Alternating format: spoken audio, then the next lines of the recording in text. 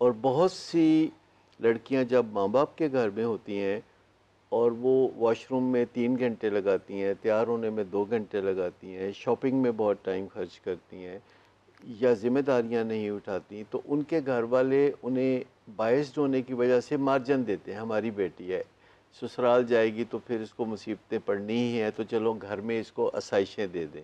जब वो ससुराल में जाती है और वॉशरूम में 2 घंटे 3 घंटे लगाती है, जो कि एक ओसीडी है, जो कि एक बीमारी है।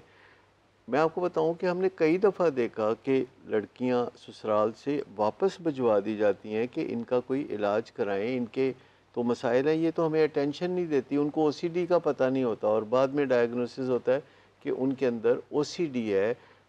उनको लगता है कि जरासीम है हर तरफ, वो अपने दुपट्टे के पल्लू से दरवाज़ा खोल रही हैं और फिर दुपट्टा धोने वाले कपड़ों में फेंक रही हैं और किसी को करीब नहीं आने दे रही, अपने बिस्तर पे नहीं बैठने दे रही कि जरासीम लग जाएंगे। तो ये एक नया फिनोमेना है जिसमें लड़कियों को कुछ ना कुछ इलाज पहले से करना चाहिए और प्री मैरिटल काउंसलिंग और प्री मैरिटल प्रेपरेशन बहुत इम्पॉर्टेंट है, क्योंकि शादी वैसे तो कभी भी सिंपल फिनोमेना नहीं था लड़की के लिए।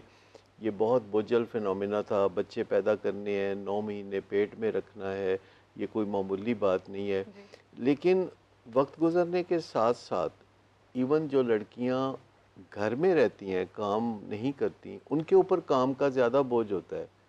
यानी कहने को वो हाउसवाइफ हैं, पर वो ज़्यादा मसरूफ़ होती हैं और उनके ऊपर ज़िम्मेदारियाँ होती हैं। इसके अलावा अगर उन्हें कोई एंग्जाइटी डिसऑर्डर हो, जैसे कि ओसीडी, और इतनी प्रीऑक्युपाइड हैं कि उनके दिमाग में एक उधेड़ बुन रहती है, यानी उधेड़ उधेड़ के चीज़ें बुन रही होती हैं वो, और वो अटेंशन नहीं दे सकती क्योंकि ससुराल वाले बहुत अटेंशन सीकिंग होते हैं। वो कहते हैं लड़के को अटेंशन दो या न दो, हमें तो दो। हमें तो लेकिन आजकल जो सोशल मीडिया का ज़माना है उसमें इवन बोथ जेंडर्स ही, मेल फीमेल बोथ, किसी ना किसी तरीके से अटेंशन सीख कर रहे होते हैं।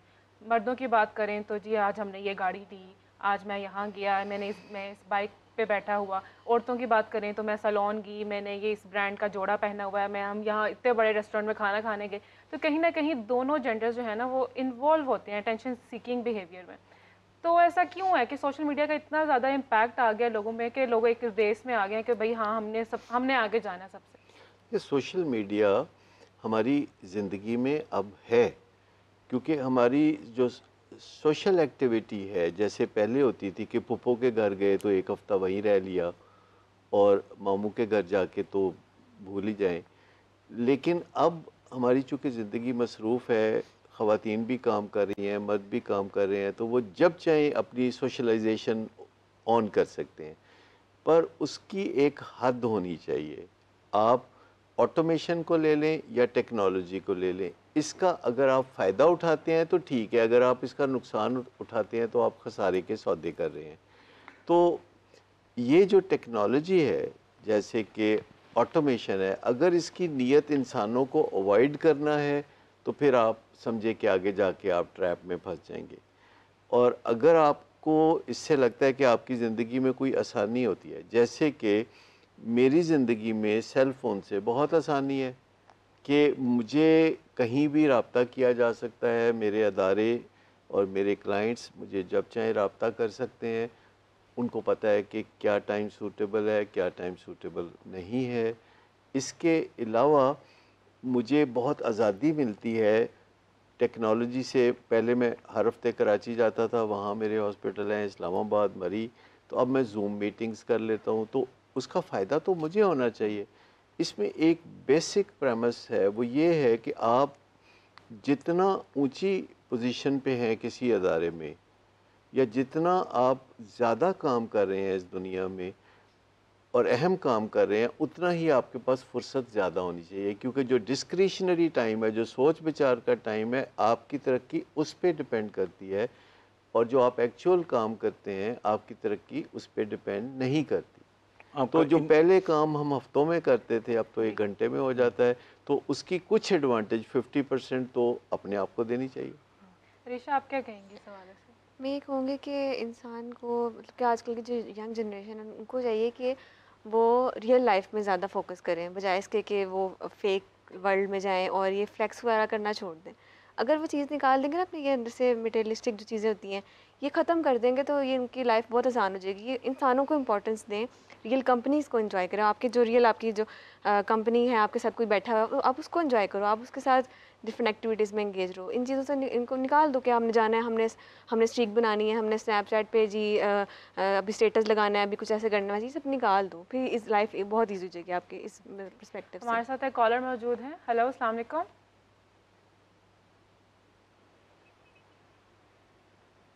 जी अस्सलाम वालेकुम। जी अस्सलाम वालेकुम। जी, कौन और कहाँ से? हसन बात कर रहा हूँ लाहौर से। जी, क्या सवाल है हसन आपका? मेरा सवाल है कि मैं अपनी बेगम को कुछ कहता भी नहीं हूँ तो ऐसे ही रोना शुरू कर देती है। ये तो हो गया। ये अभी हो चुका है। जी आगे तो बताएं। उसको बाहर लेके जाऊँ खाना खिलाने के लिए तो होश हो जाती है, इतने पैसे भी लग जाते हैं, पैसे लगने के बाद होश हो जाती है।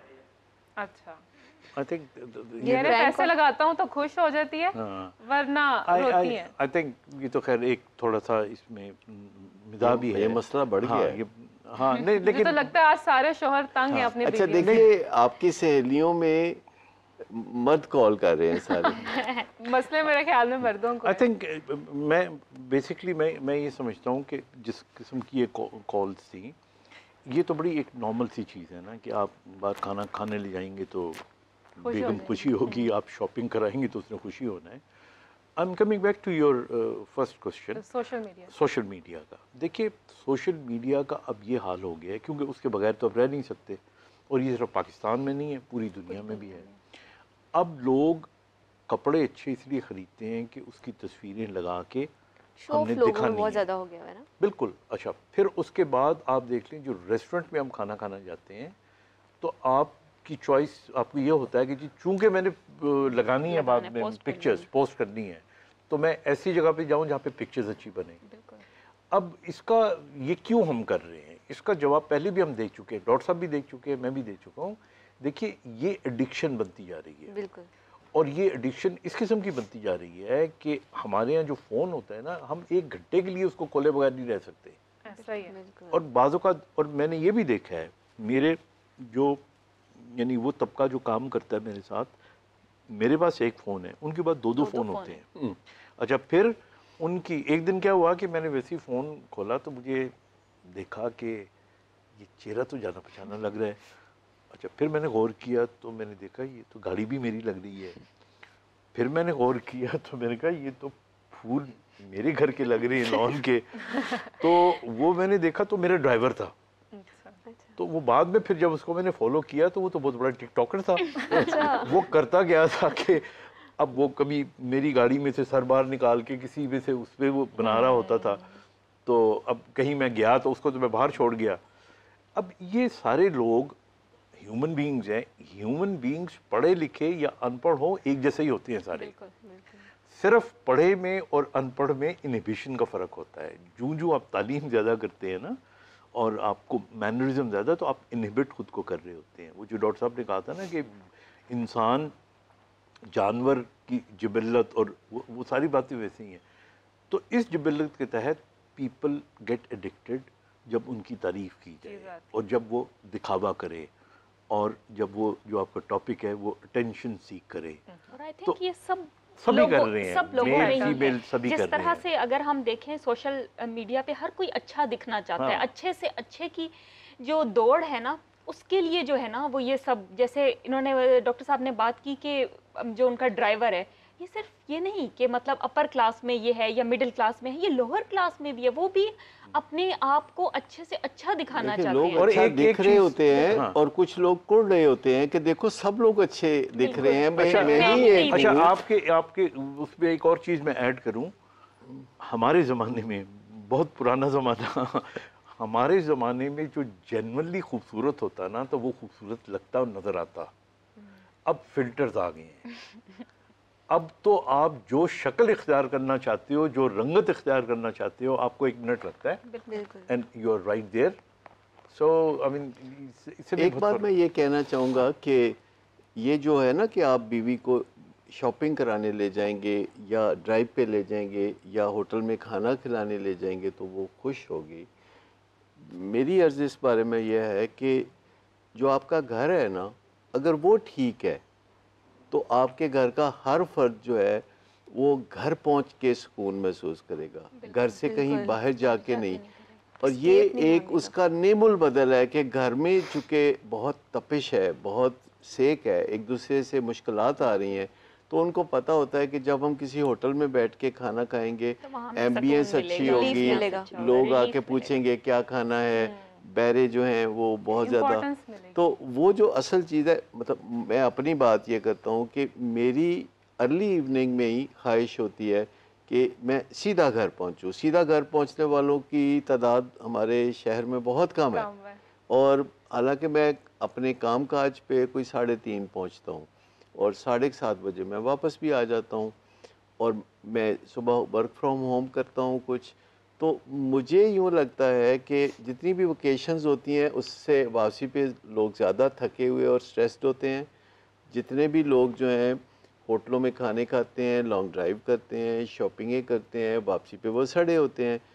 जब तक वो बुनियादी जगह जो कि घर है आपके लिए एक हैबिटेट नहीं है अच्छा, अगर आपको वहाँ आके सुकून नहीं मिलता तो फिर आप सारी दुनिया में कहीं भी चले। नहीं, you're 100% right, but I think for a change sometimes you're very happy at home, ऐसा नहीं है, but sometimes you're happy at home and for a change बिल्कुल, you want to go, वो एक चेंज भी चाहिए। अच्छा, इन द एंड अब मैं आप सबसे ये पूछना चाहूँगी कि ख़वातीन जो हैं वो अपने आप को साइकोलॉजिकली, मेंटली, इमोशनली किस तरह से स्ट्रॉन्ग बना सकती हैं कि उन्हें अटेंशन सीख करने के लिए मुख्तलिफ हरबे ना अपनाने पड़े। वन लाइनर सर, शॉर्ट आप क्या कहेंगे?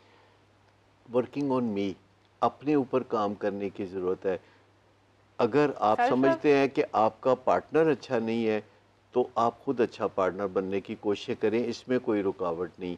खुद अच्छा पार्टनर का बनने का मतलब ये है कि आप अपने अंदर से गुस्से का कला कमा करें, आप अपनी कम्युनिकेशन स्किल्स अच्छी बनाएं, आप नींद ज़रूर पूरी करें, नींद पे कोई कॉम्प्रोमाइज़ नहीं, कोई ख़र्चा नहीं। एक्सरसाइज ज़रूर करें, एक्सरसाइज पे कोई ख़र्चा नहीं है। ग़िज़ा सिर्फ वो लें जो सस्ती वाली है, दालें, सब्ज़ियाँ, इस तरह की चीज़ें। और टॉप मोस्ट चीज़ जो दुनिया में आज मानी जाती है, हार्वर्ड की स्टडी है कि अगर आप लंबी ज़िंदगी पाना चाहते हैं, सेहतमंद ज़िंदगी पाना चाहते हैं, खुशी पाना चाहते हैं, तो उसका राज ताल्लुकात में है। अगर आप ताल्लुकात को फोकस कर लेते हैं कि आपके ऑल अराउंड सिग्निफिकेंट प्लेसेस पे ताल्लुकात अच्छे हैं, बीवी के साथ, खामद के साथ, माँ बाप के साथ, बच्चों के साथ, अहले महल्ला के साथ, वर्क प्लेस पे इर्द गिर्द, तो ये 25, 30, 40 लोग हैं जिनका आपने ख्याल रखना है, तो आपकी ज़िंदगी एक नई नहज पे चल निकलेगी। और ताल्लुकात जिसे हम कहते हैं रिलेशनशिप इज़ द की, और ये आखिरकार ये 85 साल स्टडी है, हार्वर्ड की 85 साल स्टडी है। ये 100 साल तक चलती रहेगी, लेकिन हर 15 साल के बाद उसके वो नताइज देते हैं। तो जो ताज़ा नताइज उन्होंने 3 साल पहले दिए थे वो ये थे कि खुशी का राज फेमस होने में नहीं, रिच होने में नहीं, खुशी का राज अच्छे ताल्लुकात में। जी अरीशा, शॉर्टली। हाँ, खुद को मी टाइम दें। मैं तो ये कहूँगी कि जो चीज़ें आपको खुश करती हैं वो चीज़ें करें आप, जिससे आपका माइंड रिलैक्स होता है, सबको लगता है कि हाँ आपका जो सेल्फ एस्टीम है वो बूस्ट होती है, आप वो सब चीज़ों में इंगेज रहें। और बस जी फ़ायका, बिल्कुल अपनी मेंटल हेल्थ पे जो है वो सबसे ज़्यादा फोकस करें। जब आपकी अपनी मेंटल हेल्थ जो है वो आप मेंटली और फिज़िकली स्ट्रॉन्ग होंगे तो आई थिंक कोई भी चीज़ आपको जो है वो ख़राब नहीं कर सकती, कोई भी चीज़ आपको डिस्टर्ब नहीं कर सकती। जी डॉक्टर साहब, आई थिंक ऑथेंटिसिटी, आपको अपनी नज़रों में ऑथेंटिक होना चाहिए। आप अगर ऑथेंटिक होंगे तो आपके अंदर कॉन्फिडेंस भी होगा, आपके ताल्लुकात भी अच्छे होंगे और आप प्योर होंगे।